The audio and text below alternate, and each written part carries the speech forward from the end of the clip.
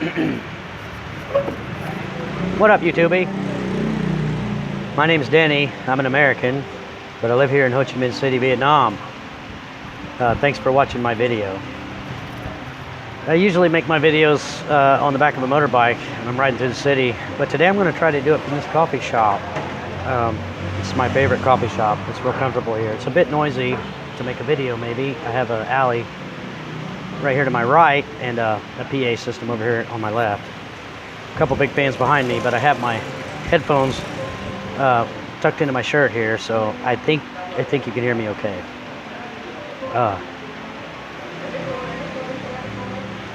Let's see. Well, I wanted to talk about why I came to Asia. I've spoken about that before, and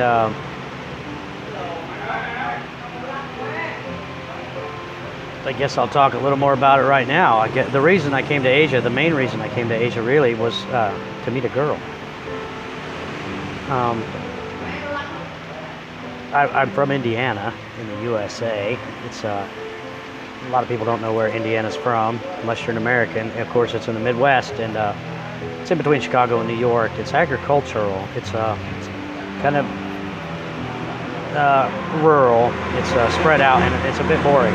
And if you find yourself to be a single middle-aged guy living in Indiana in a rural area, it might not be desirable. So that was one reason I decided to come to Asia. And another reason was to fix my teeth. I had a lot of issues with my teeth when I first came, and I wanted to fix them. And back home, I have a great dentist. She's really awesome, but she's quite expensive. And I was able to come here and fix my teeth, probably save 90%, which was well over $10,000. Negates the cost of the trip over here. They do pretty good work here.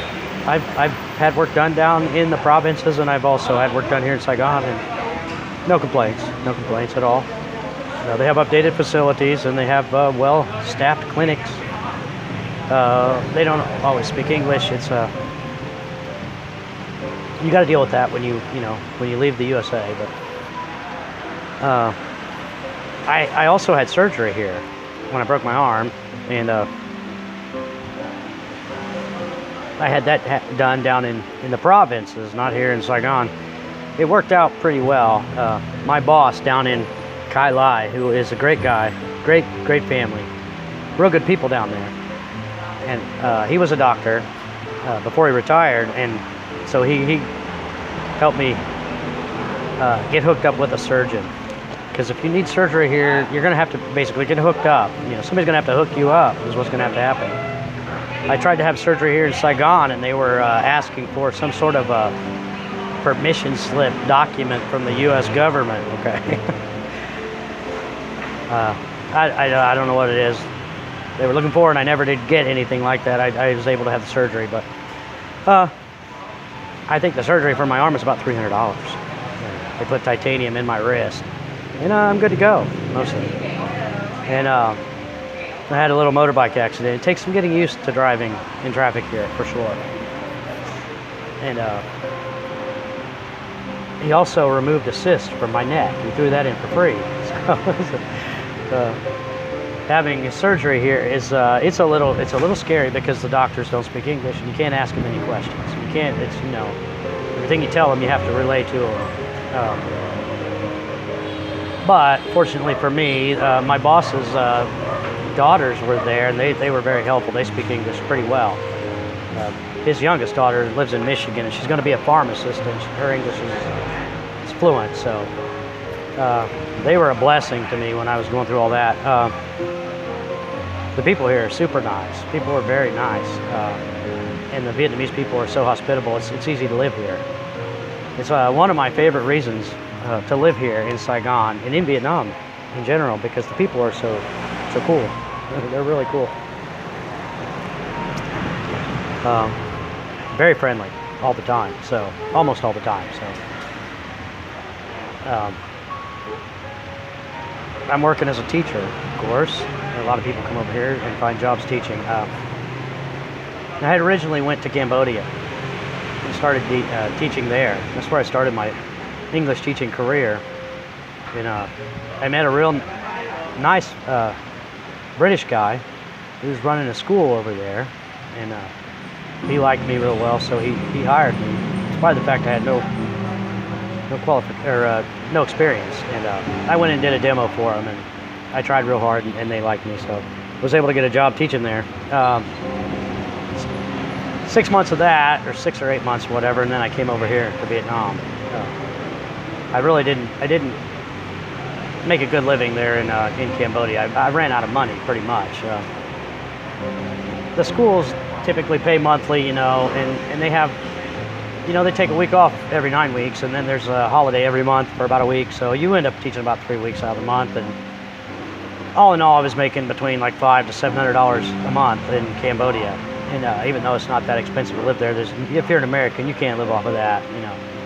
I'm paying child support back home and stuff. I need quite a lot more than, I need $700 a week, here or there, anywhere, just about. And so I left Cambodia and came to Vietnam, and I've been good since then.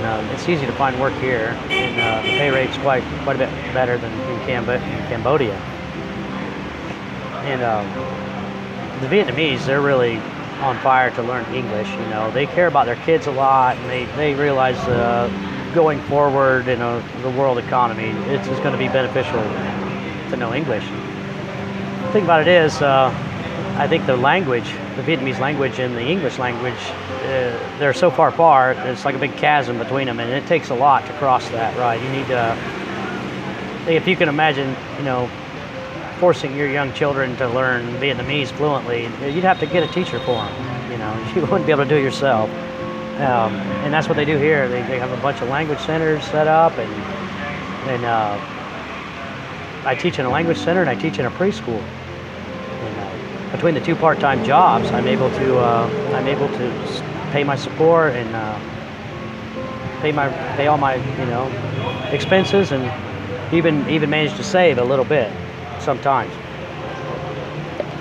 And I guess I'm teaching about 32 hours a week. I'm going to teach this evening from 6 to 8. Tomorrow night from 6 to 8, and I start again Monday morning at the preschool. It's easy to teach English, really, to kids. If you like kids, the main requirement, really, for this is, number one, you should be, fluent in English, right? And even if you're not a native speaker, sometimes they'll hire you. It depends, on some circumstances. But number two, you should have a degree. Do you have a degree? Yes, I have a degree. So, and also the parents, they need to like you, the kids need to like you, you need to like kids. If the parents like you and the kids like you, you're in. That's pretty much it. And that's not hard to do. If you're friendly and, you're a decent person, the kids will like you. You're friendly to them, and they're real sweet kids here, and so they're easy, and pretty much. Some of them are ornery. They're kids. They're all. You got to deal with that, but it's not difficult. It's not hard to do, and it's fun. It's a lot of fun. A lot of times, it's playing games with them mostly and singing. Sorry about that. I bumped the table. Singing songs, kids songs with the preschoolers and stuff. It's okay. It's fun. At least I'm not, back in Indiana staring at a factory floor or something. And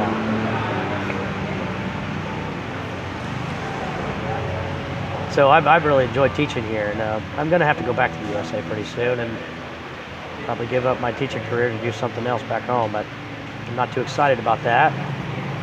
But I miss my own kids, and I have to go back.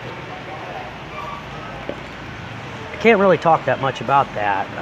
It's a a lot of family, personal things going on. And I need to go back. That happens if you come overseas. There's always something that's going to draw you back. Family and stuff, family things. You want to go back for some of that stuff. So it's not that expensive. I think it's $800 for me to fly back home one way. It's 12 hours, you know. So I'm in South Vietnam, so I'm pretty much on the opposite side of the planet from my home.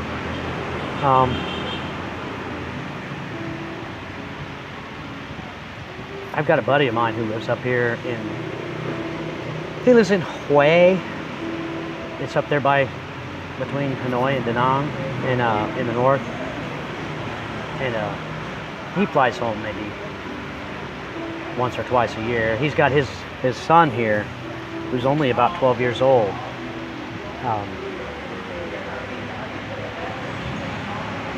He's from the same basic county next to the county I'm from back home. So basically, back in Indiana, there's 4 little counties that are my stomping grounds, and I know everybody in the 4 counties just about.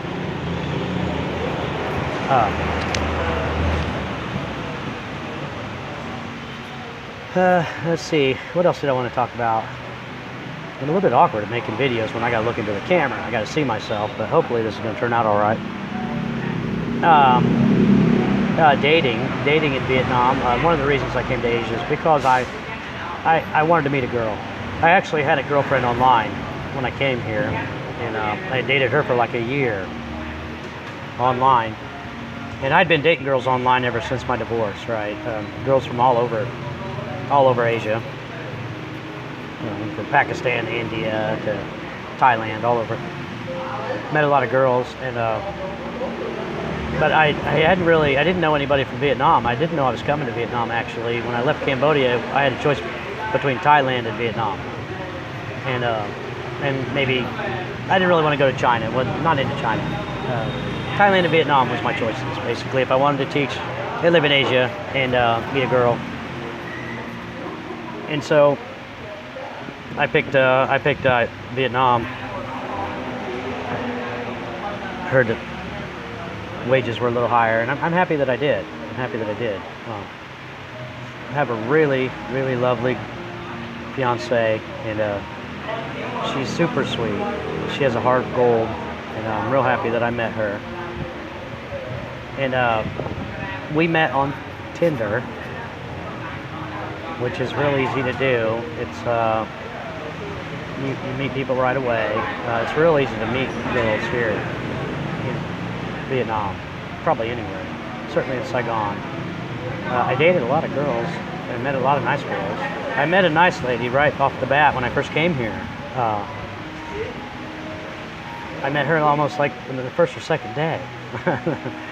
And I dated her for a couple months, but I wasn't sure what I wanted to do with my life at that point. I didn't know if I was staying in Vietnam, and she was in a hurry, to get married. So she got sick of me dating other girls. And she dumped me, blocked me and all that. She was a real good girl. You can't really, the dating culture is a lot different than in the West, right? And they don't date around. If a girl goes out with you one time, she's maybe considering marriage, and she's going to get hurt if you go out with a bunch of other girls while you're dating her. So you got to be sensitive to that. You can meet girls here on. I met a girl on Craigslist, and she turned out to be a little bit crazy. You can meet girls on Zallo. Zallo is like an app. You can easily, people find you, people contact you from Zallo and all that. And then there's there's dating sites like Vietnam Cupid and all that, Thai Cupid. I was on those sites for a long time from the USA. Didn't really meet too many Vietnamese, but I met a lot of Thai girls on Thai Cupid. They're real sweet too. Online dating sucks, really. I mean, online relationships don't work out. They never really do. And so I wanted to meet this girl from India, and flew over to Cambodia thinking that, I could fly her to Cambodia easy enough. We could just live together for a while, see if we liked each other. But that didn't work out. So then I did meet a girl in Cambodia. I met a couple girls in Cambodia, a couple nice little girls in Cambodia, but I just didn't want to stay there. My boss that I was telling you about, the British guy back in Phnom Penh, he built a $200,000 house, married a lady, and he's got grown kids and he's got little kids there in Cambodia. I'm not so sure I want to go take that route, but that's what he's doing. You know, it's working out for him, I guess. I couldn't find success or happiness there, but it's real nice here in Vietnam. I could probably live here the rest of my life.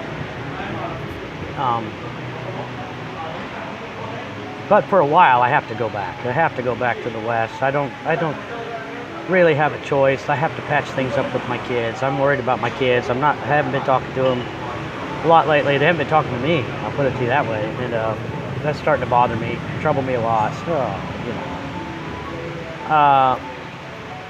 If you pack up and come over here, just know that that's bound to draw you back. Your family's bound to draw you back.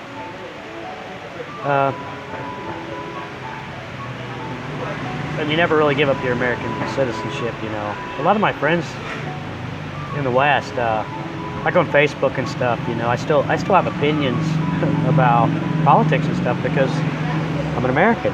My passport says American. I'm obligated to have an opinion, aren't you?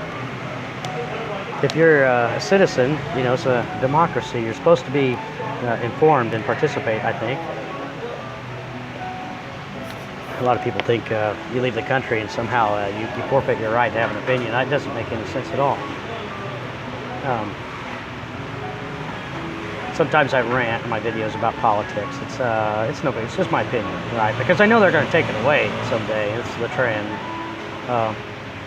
It's like Tom Petty says, everybody's had to fight to be free.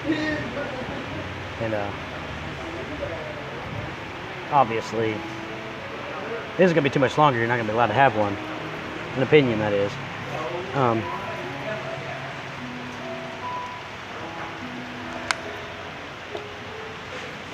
But it's pretty laid back here in Vietnam. And I'm able to live my life and do whatever I want pretty much, and nobody really troubles me. I'm able to have an opinion from here, you know. I assume the authorities watch my videos. Nobody's ever said anything to me about it. I had to register one time when I lived down in the province. I had to register with the police that I lived there, but I was only paying $40 a month for a house in the province. That's pretty cheap. I was working at a language center down there. I've told the story before. I didn't want to stay in the province because the language centers were spread out, and I had to drive down the highway at night. It's not well lit, and in the rainy season, it's more dangerous than driving in Saigon. Saigon's dangerous enough, but at least it's well lit here. Not so out in the countryside. So I decided it was a better idea to come back here to Saigon, which I did. It's nice living out there, though. I enjoy living in the provinces. It can get a little bit boring, you know. Saigon never really gets boring. You can go to Bui Vien, or you can go over to District 2, and there's plenty of expats to meet and talk to here. I really enjoy going over to Bui Vien because there's always people to meet there. You know, you can meet somebody within the first few minutes that you get there, start having a conversation and a beer. So that's always fun. That's always fun. I don't really enjoy living in 12 so much. It's okay, but I do sometimes have to drive around looking for stuff. If you lived in District 1 up by Bui Vien, you would never have to drive again. You could find everything that you would ever need from your walking distance within your apartment or your room. They have apartments here. They have rooms. They have everything all around. Throughout the city, you can get a room for $10, and you can get it overnight or by the hour, whatever. Long time, short time, apartments, big high-rise Western-style apartments. I've stayed in them before. And when I first came, I didn't have a lot of money, so I got on Facebook and I found some people who have dogs that take vacations and stuff. And I stayed in one guy's apartment probably 90 days in the first 6 months. You know, he was gone half the time, and I stayed in his apartment a lot, walked his dog, and he got a free apartment. You know, and it was nice, real nice.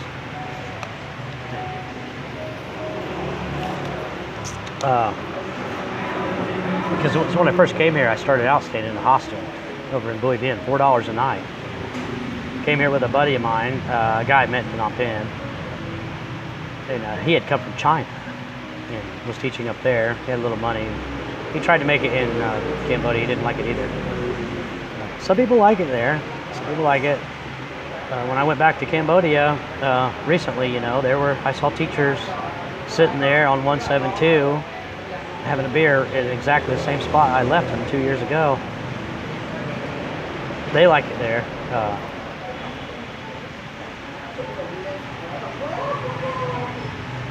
And of course, rent is not necessarily expensive in Cambodia, but food is not that cheap, right? I was living off of rice for a long time. I lost a lot of weight in Cambodia. It wasn't really my cup of tea. I like Sprite and I like chicken.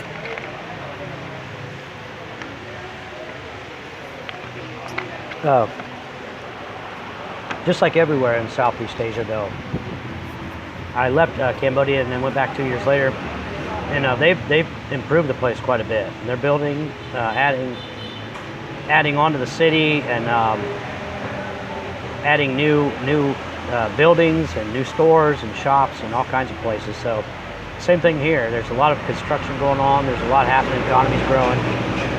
The economy here is pretty good. They have a strong economy here, I believe. And most people have something to do.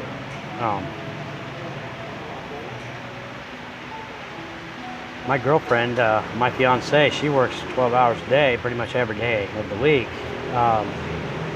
She works a lot, and I'm going to marry her and take her back to the USA. I think we're going to try to immigrate back to the USA, and hopefully I'm able to do that. Right now we're going through the process of getting married here, which requires a bunch of documentation. We went to the hospital the other day, and I spoke to the doctor. He asked me a few questions. When was my mom born? When was my dad born? Stuff like that. And we got some more documents signed. We have a handful of documents to go, and then I'll be able to start the what's that? Form I-30, I think. I think I got to file the Form I-30.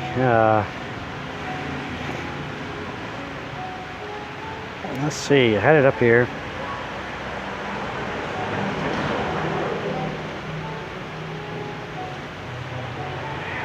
I think that's the one I got to file from. I think I got to file that for her from here, if I understand this process correctly. We're going to go ahead and get married and do the spousal visa. I didn't want to mess with the K1 visa. Maybe that was the way to go. I don't know. I looked on both. But anyways, hopefully I won't have any trouble getting her into the country. How long is this video? About 23 minutes. I guess that's probably long enough. I don't know how this is going to turn out. I might have to go back and edit it and cut a bunch of this crap out. But anyways, hopefully I've imparted you with some useful information. I guess that's the point of making the videos. Entertain you and entertain myself, and provide you with some useful information about Vietnam, because I know a lot of people are interested. It's a great country, great place to be, easy place to live. Cheap and easy, friendly people. Real happy here. Anyways, my name's Denny, and thanks for watching my video. And wherever you are, I hope you have a wonderful day.